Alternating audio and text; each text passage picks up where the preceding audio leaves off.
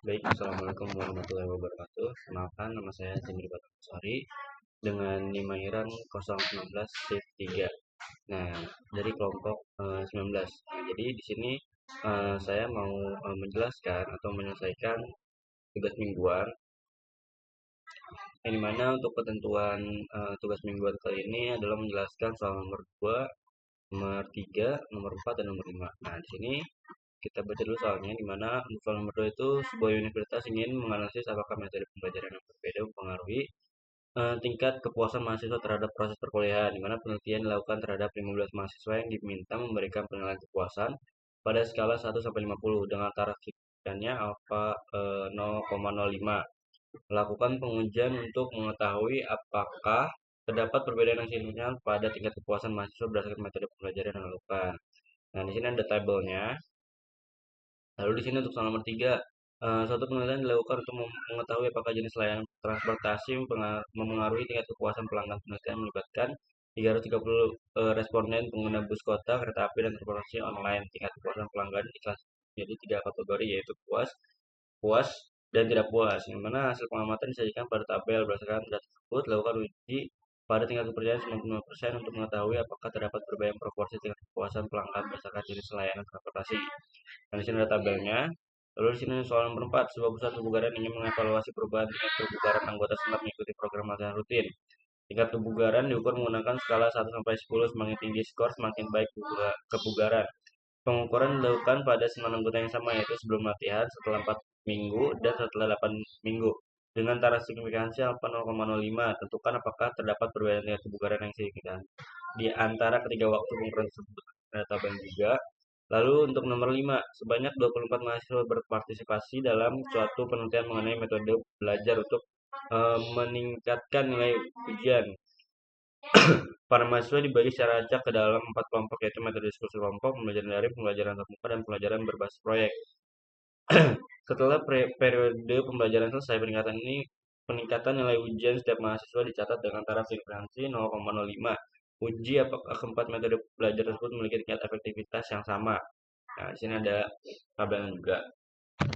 Lalu di sini kita akan menyalin semua tabel yang ada di soal ke dalam bentuk Excel. Nah, di sini untuk soal nomor 2, ini soal untuk nomor 3, ini soal nomor 4, dan ini terakhir untuk soal nomor 5.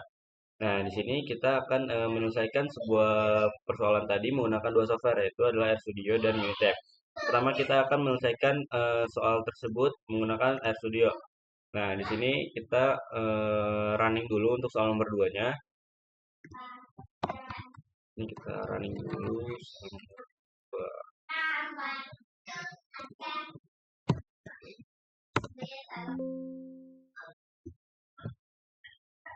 2.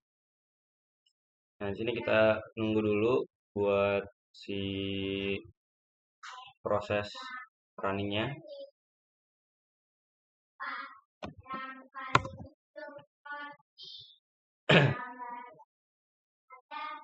Oke, bentar ya. Oke, di sini kita udah berhasil running untuk soal nomor 2-nya, yang dimana untuk soal nomor 2 itu adalah uji mood median.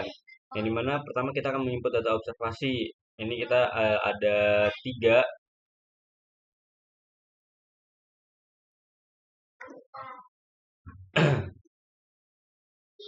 Ada 3. Lalu di sini kita masukin juga angka-angkanya. Angkanya ini sesuai dengan data di Excel tadi. Lalu kita akan membuat data frame, di mana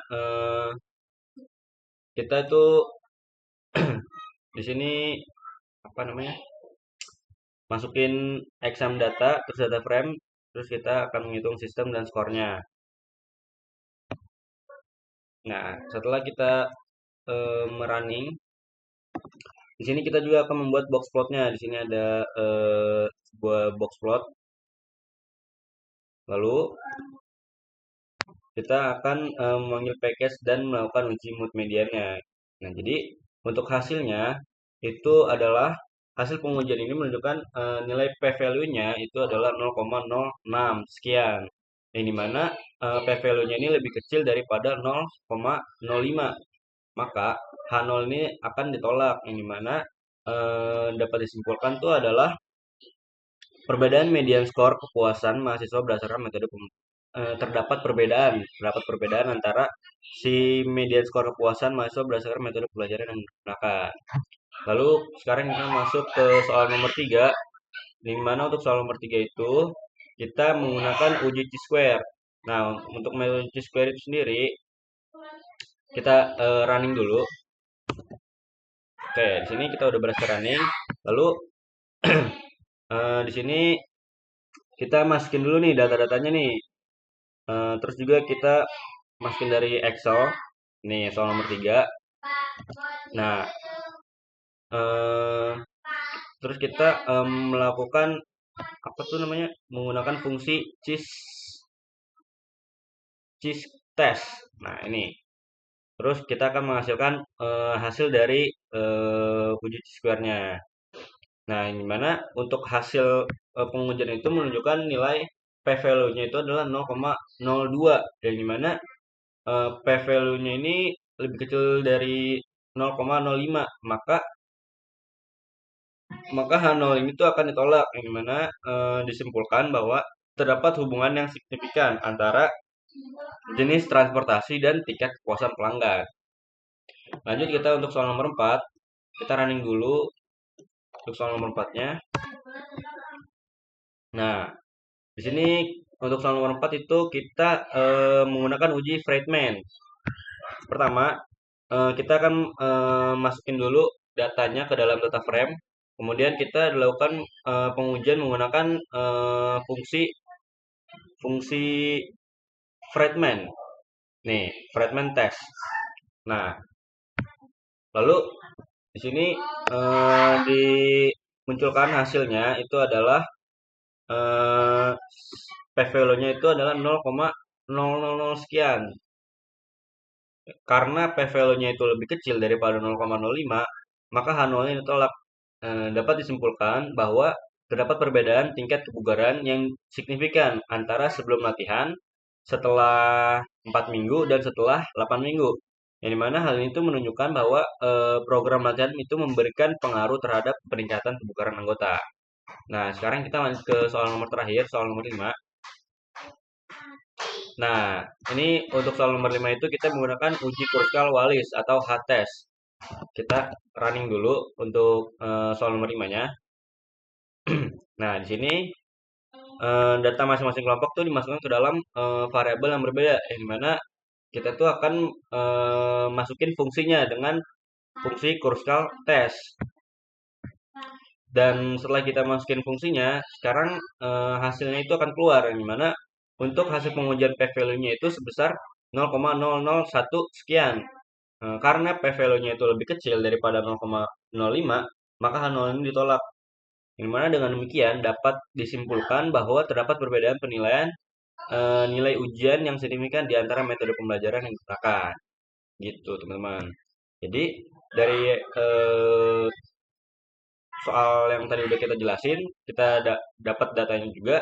Terus kita simpulkan bahwa dari hasil data itu terlihat bahwa metode daring itu memiliki nilai median tertinggi dibandingkan metode lainnya, sehingga metode daring ini memberikan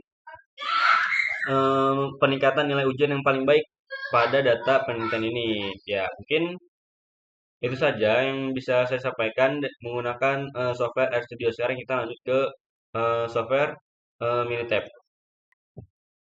Oke, teman-teman, di sini kita lanjut ke soal nomor 2.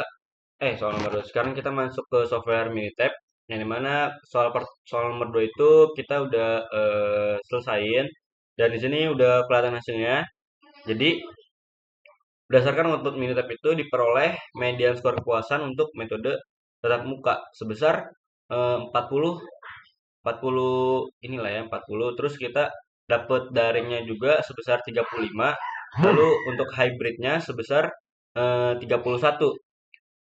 Nah, nilai p-value yang dihasilkan itu adalah 0,06, yang dimana 0,06 itu adalah lebih kecil daripada H0, maka H0 itu akan ditolak. Dengan demikian kita dapat simpulin bahwa terdapat perbedaan median skor kepuasan mahasiswa berdasarkan metode pembelajaran yang digunakan.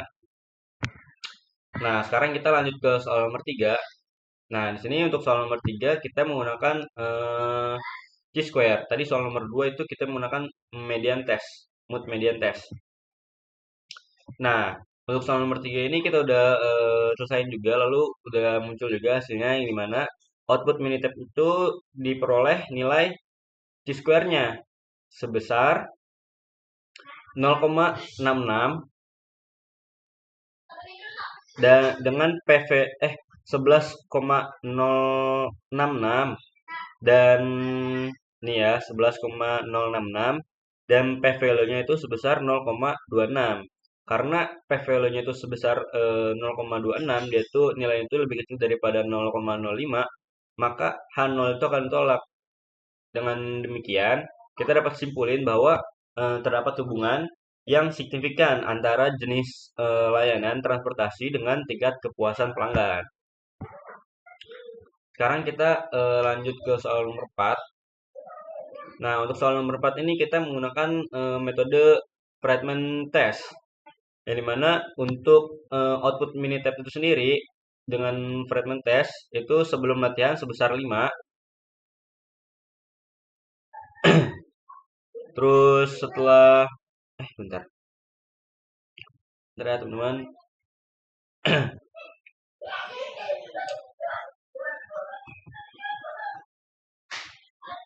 eh Soal nomor 4. Nah, ini. Untuk soal nomor 4 itu kan kita udah dapat hasilnya sebesar 5 ya untuk sebelum latihan. Lalu untuk ini ya sebelum latihan sebesar 5. Lalu untuk setelah 4 minggu kita dapat medianya 7. Lalu setelah 8 minggu itu dapat nilai sebesar 8. Yang mana untuk P value-nya itu 0,0000. Nah, karena 0,00 ini lebih kecil daripada 0,05, maka H0 itu akan ditolak. Yang mana kita simpulkan bahwa terdapat perbedaan tingkat kebugaran yang signifikan antara sebelum latihan, setelah 4 minggu, setelah 8 minggu. Nah, hasil ini tuh bisa dibilang metode program latihan kebugaran ini memberikan peningkatan tingkat kebugaran anggota gitu ya. Sekarang kita lanjut ke soal nomor 5. Nah, di sini untuk soal nomor 5 itu kita menggunakan metode Kruskal-Wallis test. Nah, kita udah muncul hasilnya. Nah, outputnya itu kita daring untuk median daring itu sebesar 15,5. Lalu untuk group discussion itu 9,5, untuk luring 12,5 dan project itu 12,5. Dan untuk P value-nya itu sendiri itu sebesar 0,001, 0,001. Nah, nilai ini tuh lebih kecil daripada 0,05, maka H0 itu ditolak. Nah, ini tuh kita bisa simpulin bahwa eh, terdapat perbedaan peningkatan nilai ujian yang signifikan di antara metode pembelajaran yang digunakan. Dari hasil median itu terlihat bahwa metode daring itu memiliki peningkatan nilai ujian tertinggi dibandingkan metode lainnya. Gitu, teman-teman. Ya, mungkin begitu aja penjelasan mengenai sebuah penyelesaian soal. Soal nomor 2, 3, 4, 5 menggunakan dua software yaitu software Minitab dan software RStudio. Mohon maaf apabila ada salah kata, kurang lebihnya mohon maaf. Wassalamualaikum warahmatullahi wabarakatuh.